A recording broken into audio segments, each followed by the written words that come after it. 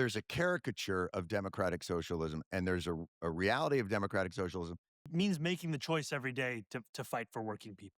It means that you believe that everyone in your city deserves to live a dignified life, no matter how much money is in their pocket. To me, though, that statement, if a Democrat was running, or even a Republican to some extent, that feels like something that everybody would say.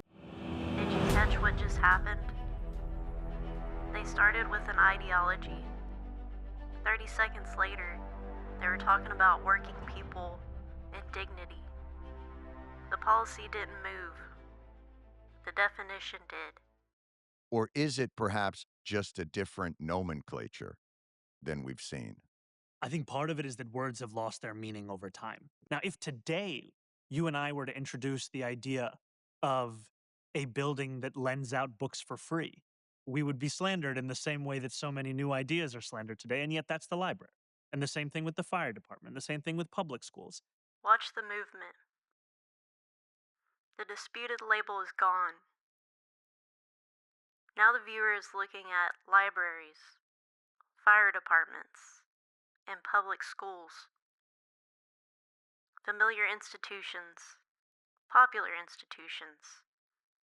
The argument has been moved from, do you support democratic socialism, to, do you oppose the library? I want to be honest with people about what it is that I actually believe in. And I also think what we've seen over many decades is a fear mongering in our politics where anything that we disagree with or anything that portends significant change is described as if it is socialist, at times as if it is communist. And the intent of that is to end the conversation there and then. In some regard, is the idea being, if I can show myself to be a competent steward of the day-to-day functioning of maybe certainly one of the most complex city systems in the world, I can demystify. I can take these labels that are so loaded with fear, and I can maybe uh, take a little bit of that caricature out of them. I mean, my true goal is to deliver for the people of the city, and if in the process of doing so, we can demystify so much of the fear that has become the norm in our politics, I welcome it. Now the frame closes. Criticism of democratic socialism is no longer presented as disagreement. It is presented as fear, as caricature, as an attempt to end the conversation before it begins. And once that frame is accepted, Mamdani does not have to answer every objection. He only has to look more reasonable than the caricature. I think it's a question of also how you're going to get there. Hmm. Because I think, if I may, and you tell me if you think this is wrong, as I watch you pursuing your agenda, it doesn't seem radical. It seems workmanlike. You didn't even really raise tax. You went to the governor, and she was able to help, uh, you know, fill in a little bit of the financial gap. You created a pied-à-terre tax for second homes that for of the over $5 million in value. Is that correct? Like they're Yes, sir. not. These are not particularly radical reinventions. It feels like smart prioritizing, if I may. And now Stewart completes the frame for him. Mamdani no longer has to prove that he is reasonable. The interviewer tells the viewer that he is. Not radical, workmanlike, smart prioritizing. This sounds like resistance, but it is actually interpretation. Stewart is not only asking the question, he's telling the audience how to read the answer. Contrast between the caricature of you, if you spend any time speaking to you, there's a grounded seriousness and reality to the way that you're approaching these problems. And it was one of the things that I think drew people to you, if I may, is there was it didn't just feel like platitudes. There was a specificity to the affordability argument. You know, I see a lot of politicians that they perform the rhetoric of that argument. We need to get back to kitchen table issues and all that, rather than going out to a halal food truck and go, why is this $14? There it is again. Caricature on one side, grounded seriousness and reality on the other. The viewer is no longer being asked to decide between competing political claims. The categories have already been assigned. One side is exaggerated, the other is reasonable. And disagreement now carries a hidden cost. You risk looking like the person who believed the caricature. Getting back to the original sort of, that idea of redefining sort of what democratic socialism can do for a city this complex and this size, and kind of the realism that has to go along with it, and the budgetary uh restrictions and things that you have to get there.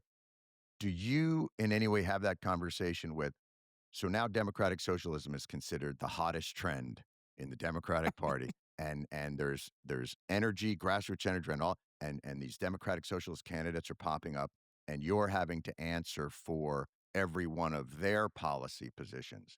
And there are some, look, maybe I'm an old man or a shit lib or whatever they want to call me, but you know, Who's calling you this?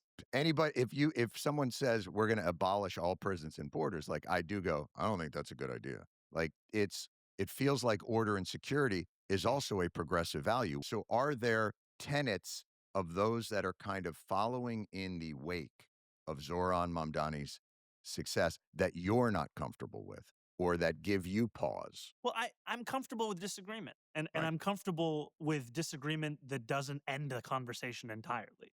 Because I think what motivates a lot of people is, how do you deliver public safety? And the thing that I've said time and again is, we cannot have New Yorkers choose between safety and justice. And yes, I am, doing the work with our police department, and we have been able to deliver the lowest number of murders and shootings in recorded history. And at the same time, I'm doing the work to close down Rikers Island and ensure that we are actually building the 4 smaller borough-based jails that brings an end to a horrible chapter in New York City history. And I think, to your point, when we're thinking about safety, there cannot be a hierarchy of safety where you experience it more or less depending on where you live in our city, or how much money's in your pocket. And there also can't be a definition of safety that is purely after the fact, meaning that how you respond to violence. We also have to do the work of investing so that we prevent violence. This is the resistance moment. Stewart introduces a harder objection: prisons, borders, order, security. But notice what happens next.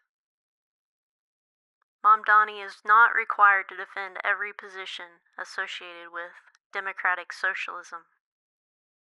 He's allowed to redefine the objection around 2 values no one wants to reject: safety and justice.